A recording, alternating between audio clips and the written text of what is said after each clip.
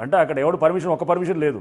అది మామూలుగా డైరెక్ట్గా వాళ్ళు వెళ్ళి అక్కడ శిఖం అదేది మన ఎఫ్టీఎల్లోనో బఫర్లో ఉంటుంది, ఏ పర్మిషన్ లేకుండా లేపారనమాట బిల్డింగ్. అది దాన్ని అన్ఆథరైజ్డ్ అంటాము. ఆథరైజ్డ్ అనుకోండి, దానికి ఏది ఒక ఇస్తారు. ఆథరైజ్డ్ రెండు రకాలు. ఎప్పుడో 20 ఏళ్ళు 30 ఏళ్ళ క్రితం అక్కడ ఆథరైజ్ చేశారు, ఎవరో పర్మిషన్ తీసుకొని కట్టారు, లేఅవుట్ వేశారు. అది 30 ఏళ్ళు, అప్పటికి ఇంకా ఎఫ్టీఎల్ అసలు డిసైడ్ కాలేదు, లేకపోతే ఎఫ్టీఎల్ గురించి అప్పుడు లేని చర్చే లేదు. అలా కాకుండా ఈ మధ్య ఎవడన్నా ఏది తప్పుడు పద్ధతుల్లో మనం చేసాం, చందనగర్లో కూలగొట్టాం, అది ఆథరైజేషన్ అని చెప్పి పైన ముసుగు చూపిస్తున్నారు. ఆథరైజేషన్ అక్కడ ఇరిగేషన్ ఎన్ఓసీ లేకుండా ఉంది. అంటే బిల్డింగ్ రూల్స్ ఎప్పుడు వచ్చాయి? 2012లో వచ్చాయి. 2012 నుంచి మనం ఎన్ఓసీ తీసుకోవాలని చాలా స్పష్టంగా ఉందన్నమాట.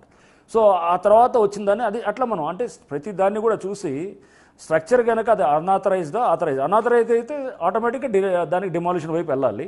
ఆథరైజ్ అయితే కనుక దానికి ఎటువంటి ఆథరైజేషన్ ఉంది అంటే అంతకుముందు 30 ఏళ్ల క్రితం ఉన్నటువంటి ఆథరైజేషనా లేదా ఈ దొంగ ఆథరైజేషనా ఏంటో చూసి దాన్ని బట్టి మనం వెళ్ళాల్సి వస్తుంది.